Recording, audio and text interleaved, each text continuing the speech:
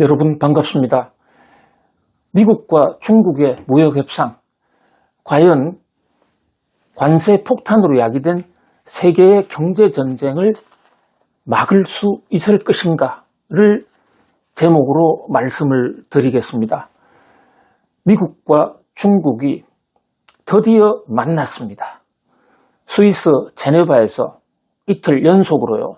미국 측에서는 베센트 재무장관과 그리어 USTR 미국 무역대표부 대표, 그리고 중국 측에서는 허리펑 국무원 부총리, 사실 국무원 부총리보다도 중국 공산당의 중앙위원, 또 시진핑 국가주석의 경제 가정교사, 실세라는 얘기죠.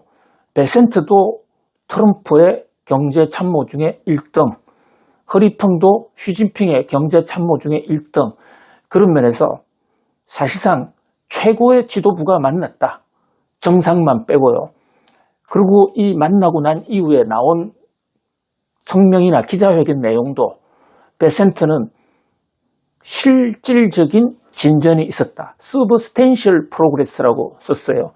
그 다음에 허리펑도 중대한 진전이 있었다. 서로 일단 진일보했다. 이렇게 판단하고 있습니다. 적어도 표현은 그렇게 하고 있는 것이죠. 특히 트럼프 대통령은 굉장한 진보가 있었다. 엄청난 진보가 있었다. 트럼프 대통령의 과장법, 화법, 이것을 어디까지 믿을 수 있을지는 모르겠습니다만은 어쨌든 겉으로 드러나는 것은 분위기가 예상보다 좋다.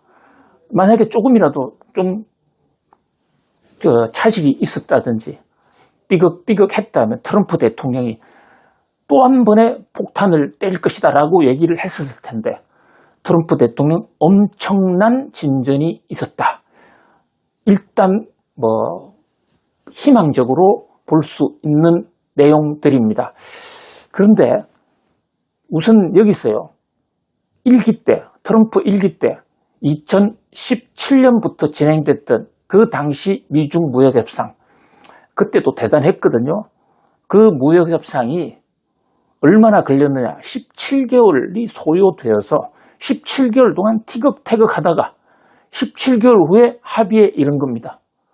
그래서 트럼프는 중국에 대한 관세 철회하고 대신에 중국은 미국으로부터 무역 수지 흑자를 축소하기 위해서, 거꾸로 말씀드리면 미국의 무역 수지 적자를 축소시켜주기 위해서 미국산 농산물, 특히 대두를 대량으로 수입하겠다. 이런 등의 합의를 하기에 이르렀습니다. 그 과정까지 17개월이나 걸렸다는 거죠. 그런 면에서 이번 미중 무역 합의도 일단 분위기가 좋다고는 하지만, 그러나 완전히 끝난 것은 아니다. 끝날 때까지 좀 더 지켜봐야 된다. 특히 지금 중국 언론들 분위기를 보면요. 협상을 시작했다는 것에 대해서는 플러스 어떤 긍정적인 점수를 주면서도 하루 이틀에 끝날 문제가 아니다. 중국 른민러바오, 인민일보, 그 다음에 관영 신화사 통신 등이 지금 사설 등을 통해서 좀 바람잡기를 하고 있습니다. 물론 이 펜타닐 관세라든지 히토류 등 당장의 눈앞에 떨어진 대목은 일부 성과가 있었던 것으로 보이고, 또 특히 미국과 중국이 협상의 구체적인 채널을 만들기로 했다. 이런 점에서도 실질적인 진보가 있었다고 볼 수는 있죠. 지금 미국과 중국이 치킨 게임을 하고 있는데요. 치킨 게임이라는 게 겁쟁이 게임이거든요.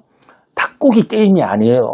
치킨이라는 게 원래 닭이라는 말의 뜻도 있지만 겁쟁이라는 뜻으로 더 많이 쓰거든요. 치킨 게임이라고 쓸 때는, 자, 이게 경제학의 게임 이론에 나오는 얘기인데요. 양측이 자동차를 타고 서로가 마주보는 방향으로 총 진군을 합니다. 그럼 끝까지 계속 가면 자동차는 충돌하겠죠.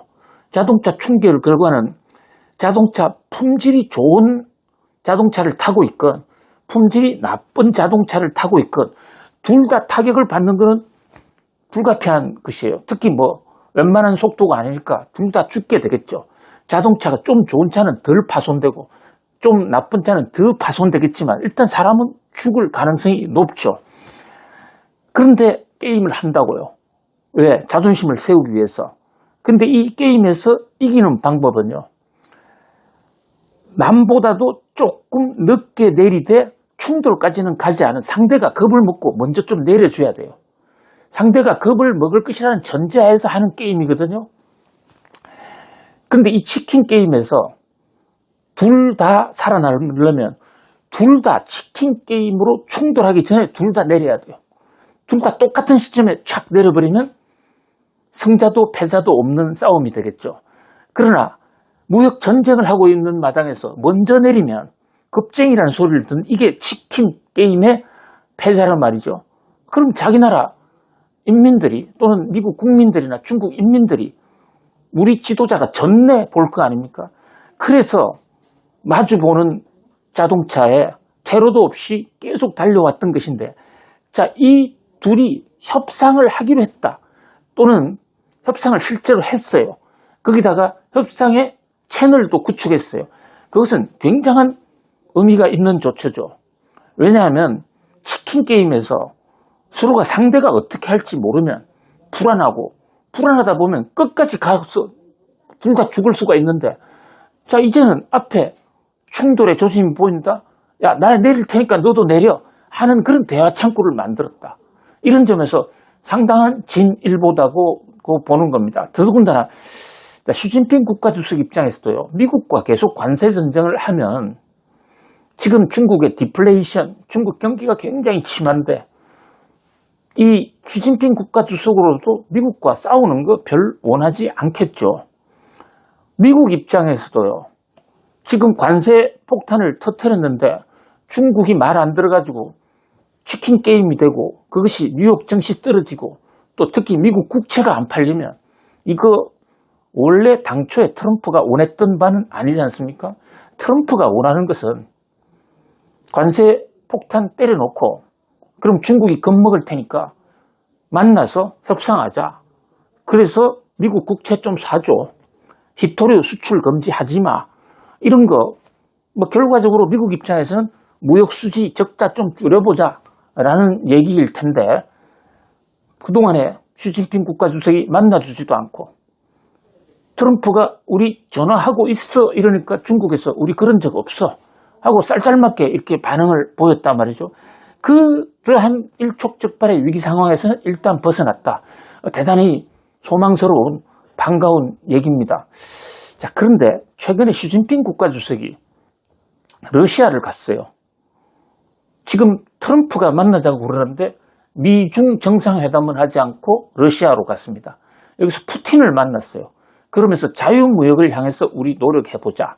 자, 시진핑의 구상은 미중 무역 일단 타결해보자겠죠. 전쟁으로 안 갔으면 하는 마음인데, 그러나 미국이 시진핑이나 중국의 체면을 안 세워주고 좀 무리한 요구를 할 때는 여차하면 푸틴하고 힘을 합쳐서 대항할 수도 있다는 또 하나의 마지노선을 열어놨다. 이렇게도 볼 수가 있거든요.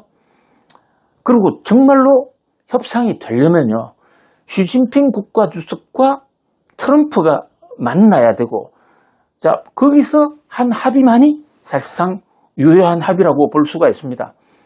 물론 두 정상이 만나려면 의제 조율을 해야 되고 내용도 사실상 사전에 다 완성이 돼야 되겠죠.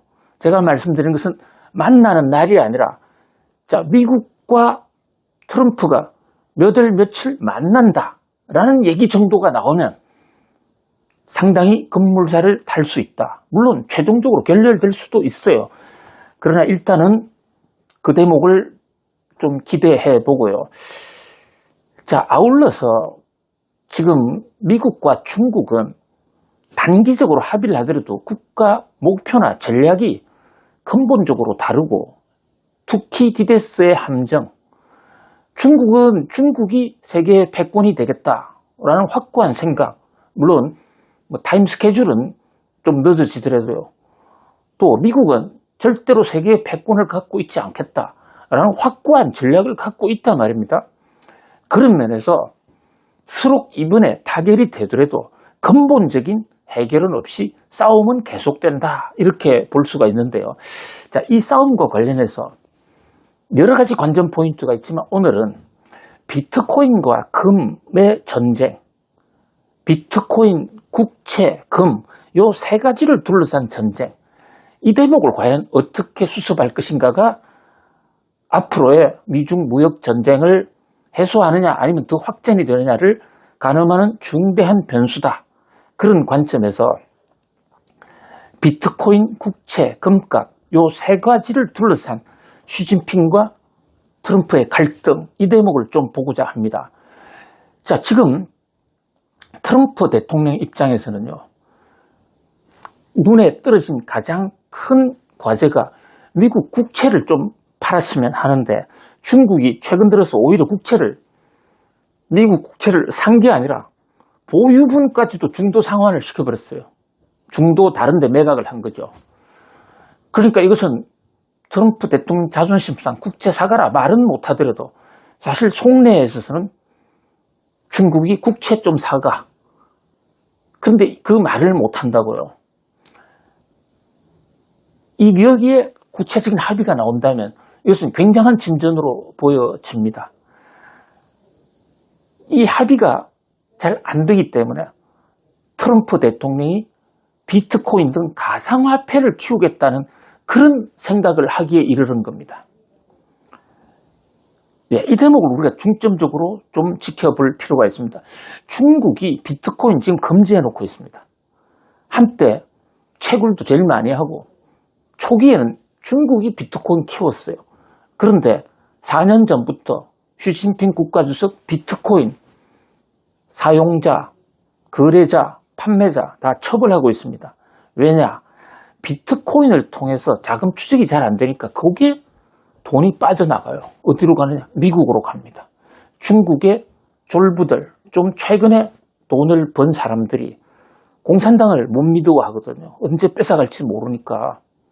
부동산도 영원히 소유할 수도 없고 임대밖에 안 되지 않습니까? 임차권밖에 안 주는 것이죠. 그러니까 이 돈을 비트코인으로 빼갈 수 있다. 실제로 빼내는 사람들이 있고, 그래서 막았거든요. 그런데 트럼프 입장에서는 비트코인으로 돈이 들어오면 미국의 재정 적자나 무역 적자를 해소하는 데 좀 도움이 되지 않습니까? 그런데 비트코인은 그 자체로는 가격 변동이 심해서 좀 꺼리는 투자자들도 있고, 중국 내에서도 비트코인에 대해서는 좀 불안해하는 시각이 있어요. 그러니까 트럼프 대통령은 지금 스테이블 코인에 꽂혀 있어요. 스테이블 코인이라는 것은 가격 변동이 없는 거 아닙니까? 스테이블 코인이 무엇인지에 대해서는 다른 영상에서 또 하나 찍어 올렸습니다. 자, 그런데 이 스테이블 코인은 가격의 변동이 없다 뿐만 아니라 스테이블 코인을 가격 변동 없이 팔려면 미국 국채를 사서 그것을 담보로 맡겨야 되잖아요. 그러니까 스테이블 코인이 잘 팔리면 미국 국채가 잘 팔리는 겁니다. 바로 이 대목이 트럼프가 가상화폐 세계에 휠이 꽂힌 큰 이유다라고 볼 수가 있거든요. 네, 이렇게 되면 스테이블 코인을 통해서 중국에 있는 왕서방돈이 다시 미국 국채를 사줄 수 있는 그런 어떤 하나의 안전 장치가 될 수 있는 것이죠. 그래서 금융 상품을 놓고 볼 때 지금 트럼프는 국채를 팔고 싶고 중국이 바로 안 써주면 비트코인이나 스테이블 코인을 통해서 중국 돈을 부지불식간에 빼오고 싶은 겁니다. 자, 그런데 중국은 미국과 상황이 안 좋으면 국채를 계속 팔 것이고요. 국채 판 돈으로 금을 사거든요. 그런데 미중 협상이 잘 되면, 미국과 중국 간의 협상이 잘 되면 중국이 국채를 사줄 수가 있습니다. 그럼 국채는 무슨 돈으로 사느냐? 금 살 돈이나 금을 추가로 안 사면 미국의 중국의 경상수지 흑자를 가지고 국채를 사줄 수가 있죠. 자, 그랬을 때 미중 무역 협상이 잘 되면 금값이 떨어질 수가 있어요. 그러나 현재까지 시진핑 국가주석이 과연 국채를 사주기로 한 합의는 아직까지는 구체적으로 나오고 있지 않죠. 다만 우리 구독자님들은 미중 간에 중국이 국채를 매입하기로 합의를 했다 하는 순간에 금은 지고 비트코인 쪽은 오를 가능성이 있어요. 물론 금값이나 비트코인 값을 좌우하는 데는 다른 요인들이 많기 때문에 단순 논리로 확정적으로 얘기할 수는 없는데, 그러나 다른 요인이 일정하다면 국채 매각에 대한 중국이 미국 국채를 좀 사주기로 했다? 이게 미란 보고서에서 나오는 얘기인데요. 그렇게 합의를 한 순간에 금값이 떨어질 수가 있어요. 자, 그런 면을 좀 유심히 볼 수가 있고, 또 최근에 비트코인 가격이 오른 거, 이것이 미중 무역 합의가 됐을 경우에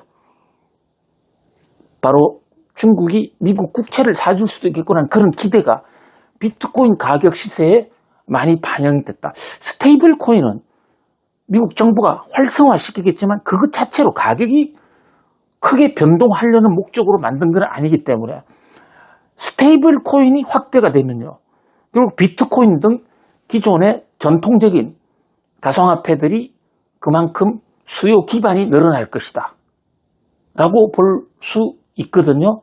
아무튼 트럼프와 시진핑의 이 무역 협상은 당면한 관세 폭탄을 해소해서 미국의 수출입, 중국의 수출입을 해소하는 것 문제를 떠나서 금융 상품 간에도 비트코인과 국채, 금값, 또 달러와 위안화 간에 엄청난 변동을 가져올 수 있다. 이 측면도 함께 고려해 봐야 되고요. 이런 변동이 올 때마다 경제는 살아있는 생물이니까 수시로 그 변동상을 우리 구독자님들에게 따박따박 말씀 보고 올리겠습니다. 여러분 오늘도 성공하십시오. 감사합니다.